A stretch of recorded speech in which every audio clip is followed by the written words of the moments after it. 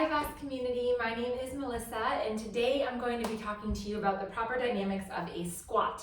Very simple exercise, but we want to make sure that we properly execute it in order to do it safely and effectively. So I'll start with the proper dynamics of a squat and then I'll talk to you a little bit about what we tend to see sometimes and how to remedy that.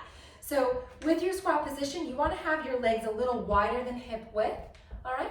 And slightly rotated. So if you have a face of a clock, it's about 11 and 1, all right?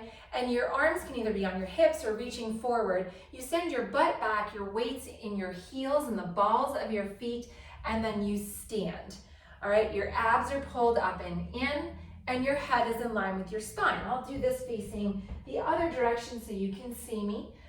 Butt back, weight in the heels and the balls of the feet, and stand. Shoulders are relaxed, head is in line with your spine.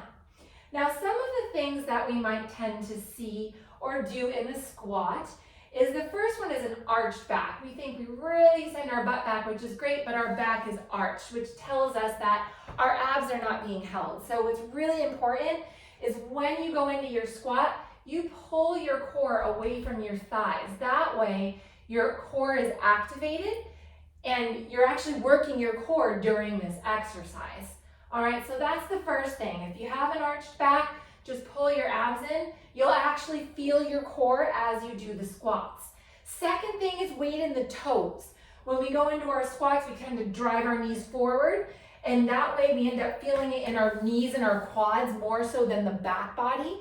We want to feel this in our glutes and hamstrings as well. Squats are kind of total body here. So when you go down, shift your weight towards your heels and the balls of the feet instead of the toes so that you actually feel the back of your legs, all right? So going down and up, all right? The third thing is sometimes we see our knees come inward, all right? And they're not in line with our toes.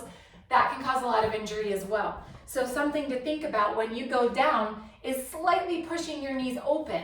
So you're working the outer and inner thighs as well, all right? So there's a lot to think about in your squat, but if you think about those dynamics, all right, hips back, weight in your heels, abs pulled in, all right, you'll start to feel that in a little bit better places. So where do we want to feel it in our squats?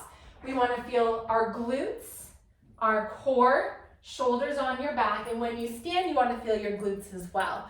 All right, so think about that the next time you do your squats, and you'll hopefully feel a difference.